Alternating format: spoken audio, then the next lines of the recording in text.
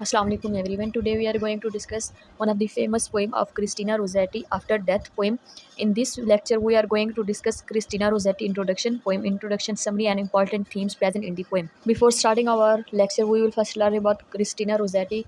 She was born on 5 December 1830 and died on 29 December 1894. An English poet, she wrote various romantic and devotional children poems. She became one of famous Victorian age finest poet. She was author of numerous books of poetry, including Goblin Market, The Princess Program Picnic, and The Face of Deep. Next we are going to discuss poem introduction.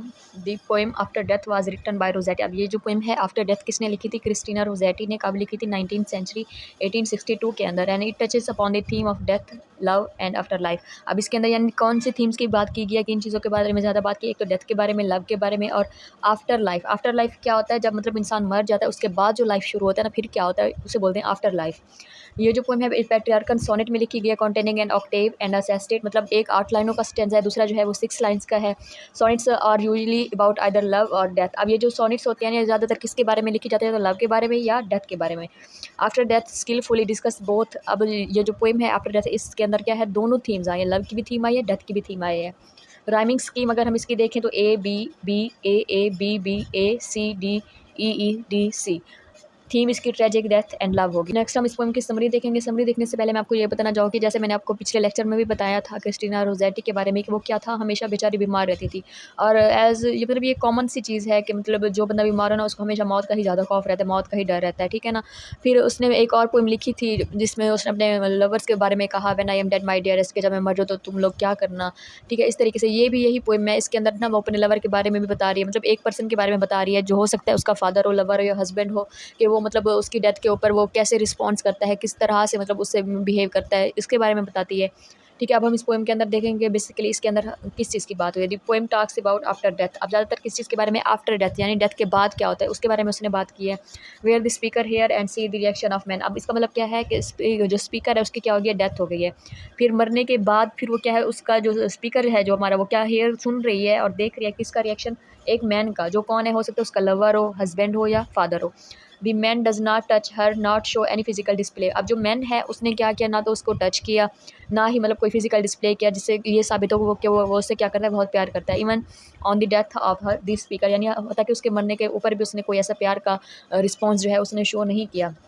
He show a subtle reaction of pity and silent weep. बस उसने क्या किया? खामोशी से silent weep, यानी वो रोता रहा और पिट्टी का जो रिएक्शन उसने वो शो किया. इसके अलावा उसने कोई प्यार का रिएक्शन शो नहीं किया, ना ही उसके सर पे हाथ फेरा, ना ही मतलब उसके हाथों को पकड़ के उसके ऊपर किस किया, मतलब जैसे अमूमन लोग प्यार में करते हैं ऐसा कुछ भी उसने नहीं किया, ना ही उसे गले लगाया. She states that he never showed any kind of love while she was alive. अब यहाँ पे वो क्या बात कर रही है? जब वो जिंदा थी, जब वो क्या थी? अलाइव थी, जिंदा थी, तब भी उसने क्या किया? मतलब किसी किस्म का प्यार शो नहीं किया. She craved for his love and she will alive but never receive it even on her death and she only her pity. जब वो जिंदा थी तब भी वो उसके लिए प्यार के लिए क्या रही? तरसती रही, ठीक है. लेकिन जब मर गई फिर भी क्या हुआ? उसका रिएक्शन जो था ऐसा नहीं था, फिर भी यानी मरने के बाद भी उसको क्या हुआ? प्यार नहीं मिला. दी poem ends with this setting back on the theme of death. अब पोएम मतलब कहाँ पे खत्म होता है? थीम ऑफ डेथ पे, डेथ के बारे में बताते हुए. The speaker state that she is dead while she is alive. अब इसका मतलब क्या है? She is dead while she is alive. इसका मतलब क्या है कि मतलब वो मर चुकी है लेकिन फिर भी जिंदा. अब इसका मतलब ये है कि स्पीकर जो है वो मर चुकी है, उसकी बॉडी ले डाउन है, फिर उसके साथ जो उसकी सोल है, उसकी रूह है, वो वहाँ पे मौजूद है उसी वक्त.